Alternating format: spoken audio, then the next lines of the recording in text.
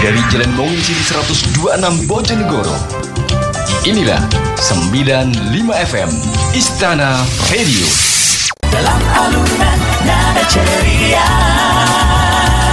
kami tampil beda.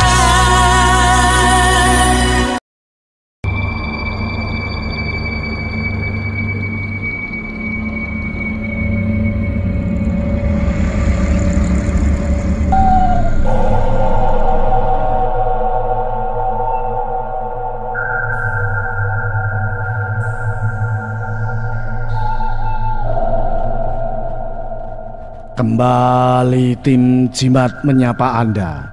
Jimat, sajian malam Jumat menguak tabir-tabir misteri. Saya Ki Banu Asmoro.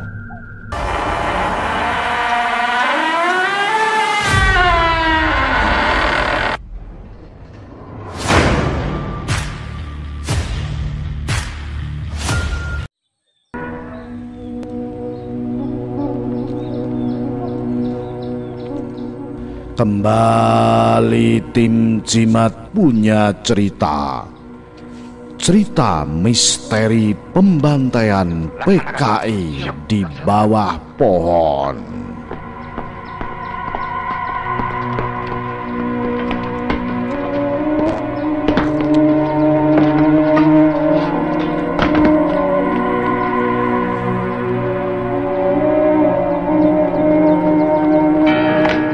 Hari mulai gelap.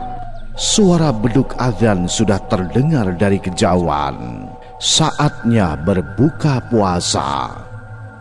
Allahu Akbar, Allahu Akbar. Mulai dari takjil hingga makanan besar sudah dimakan. Kuhisap rokokku depan pagar rumah sambil melihat anak tetangga bermain lari-larian dan pecut sarung. Adzan Isya berkumandang. 5 batang rokok telah habis dihisap. Kusempatkan waktuku untuk bergegas tarawih. Sudah rapi, saatnya berangkat menuju masjid. Jarak antara rumahku dengan masjid cukup jauh. Dalam perjalanan menuju masjid harus melewati pohon besar yang sepi.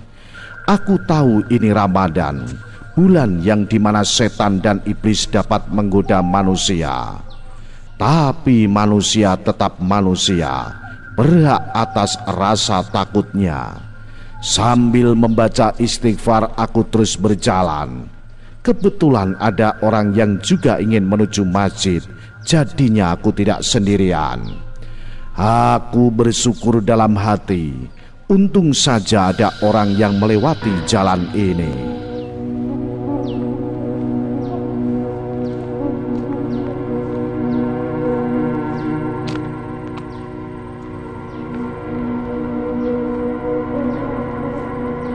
Laksanakan. Siap, laksanakan.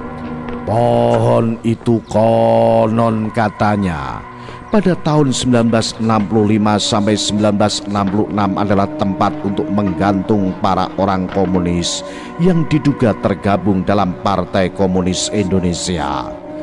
Penggantungan disaksikan seluruh warga termasuk para PKI itu sendiri. Penggantungan dilakukan oleh para tokoh masyarakat yang dekat dengan cendekiawan. Banyak kejadian aneh setelah peristiwa itu. Yang melakukan eksekusi setahun berikutnya bersetubuh di bawah pohon itu dengan botol kecap. Kasus lain juga ada yang ceramah sambil mengelilingi itu pohon seakan-akan ia tawaf. Parahnya ada yang gantung diri di pohon itu. Sesampainya di masjid, sholat Isya sudah dimulai yang kemudian dilanjut dengan ceramah. Dalam ceramahnya khotib menyampaikan kisah tentang 2 pemuda PKI yang pernah mengacungkan arit ke dirinya. Ia membeberkan kalau PKI itu kafir dan anti agama. Dengan muka masam ia menekan ekspresinya sambil meneriakkan, "Halal kepalanya untuk dipenggal!" teriak sang khotib.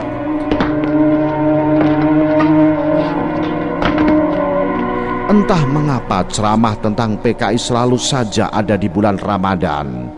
Hampir setiap Ramadan yang aku lalui di desa ini, sudah 10 tahun aku di sini, dan setiap ceramah tentang PKI pasti selalu dia orangnya dan selalu ramai karena di awal bulan Ramadan. Ceramahnya begitu menggebu-gebu sehingga para jamaah dengan khidmat mendengarkannya. Setiap tahun ceritanya berbeda-beda, tapi kisah dua pemuda ini bikin ngeri diriku. Mungkin karena aku membayangkan itu diriku lantaran aku juga pemuda. Setelah lebih dari 30 menit khatib menyampaikan ceramahnya, ia pun turun. Sholat tarawih pun dimulai. Aku pun merasa ngantuk karena saat berbuka tadi aku cukup banyak mengkonsumsi karbohidrat sampai kekenyangan. Pada rakaat pertama, panjang sekali surat yang dibacakan. Aku sudah tidak fokus karena ngantuk. Terlintas di pikiranku tentang orang-orang PKI yang mati di bawah pohon besar itu. Tapi bagaimana dengan kuburannya? Aku tidak pernah melihat kuburan para PKI itu. Rakaat kedua, kali ini suratnya tidak terlalu panjang. Suara imam yang indah sehingga membuatku semakin ngantuk. Mataku sayup-sayup terpejam. Tiba-tiba bayangan anak PKI berumur 5 tahun ditusuk kepalanya dengan linggis sambil berdiri. Astagfirullah, langsung terbuka mataku. Itu adalah kisah dari kakakku yang menyaksikan peristiwa itu. Konon anak itu adalah anak dari petinggi partai. Rakaat ketiga panjang lagi. Suratnya lebih panjang dari yang pertama. Pemikiranku semakin tak karuan. Setiap gerakan sholat yang terlintas di pikiran beragam. Kebanyakan soal PKI, kadang soal kerjaan, kadang juga soal kompor di rumah. Memang sholatku sungguh tidak fokus. Sampai pula pada rakaat terakhir, aku mencoba untuk tetap fokus, tapi tetap saja pikiran ini tidak dapat dihentikan. Dalam hatiku berkata aku hanya ingin fokus sholat. Sholat tarawih akhirnya pun selesai. Saatnya pulang ke rumah, aku bergegas pulang supaya mengecek kompor dan pekerjaanku yang sedari tadi terlintas di pikiran. Aku mencari sendalku dan kemudian pulang. Sebelum melewati pohon besar itu pikiranku berkecamuk. Aku memikirkan roh-roh gentayangan di desa ini. Sekali lagi aku meyakinkan diriku bahwa ini adalah bulan Ramadan, bulan yang tidak ada hantu-hantu seperti hantu komunis. Ketika aku melangkah perlahan melewati pohon itu, semakin dekat dengan pohon itu terdengar suara tertawa laki-laki.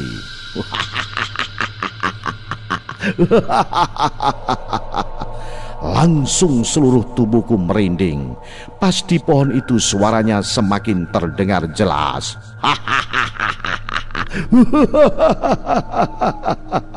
Suara ketawa itu di balik pohon.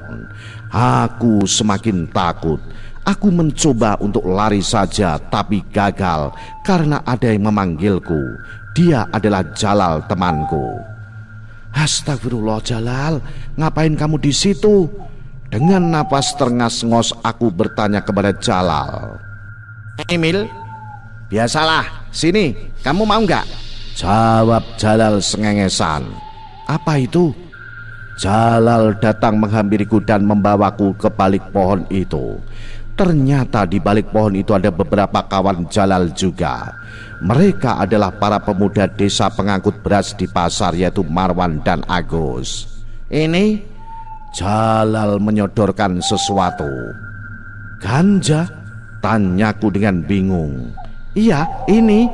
Kembali dia menyodorkan. Aku menolaknya dan langsung berpamitan kepada mereka.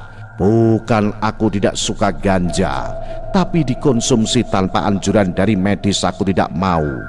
Walaupun banyak fakta yang menunjukkan bahwa ganja dapat bermanfaat untuk medis, tapi Jalal bukanlah ahli medis. Ia hanya menggunakan ganja hanya untuk rekreasi. Tidak habis pikir kenapa mereka menghisap ganja di balik pohon itu. Mereka pasti tahu betapa angker dan tragisnya peristiwa di bawah pohon itu. Mereka malah tertawa seakan-akan tempat itu adalah wahana. Sampai aku di rumah, dengan segera aku mengecek kompor kemudian melanjutkan pekerjaanku. Sial, kerjaanku belum aku kirimkan. Untung saja waktu masih tersisa 1 jam. Masih bisa aku kirim sekarang juga. Mengingat kembali ceramah tadi, membuatku aku terbayang betapa tragisnya masa itu, masa pembantaian orang-orang PKI. Mungkin orang yang membunuh dan dibunuh sudah bertemu di alam sana. Entah siapa yang dihakimi atau malah mereka saling mengasihi karena mereka tahu kehidupan di sana akan kekal selamanya. Itulah cerita singkat tentang hantu PKI di bawah pohon besar. Salam Jimatres, salam satu misteri. Au.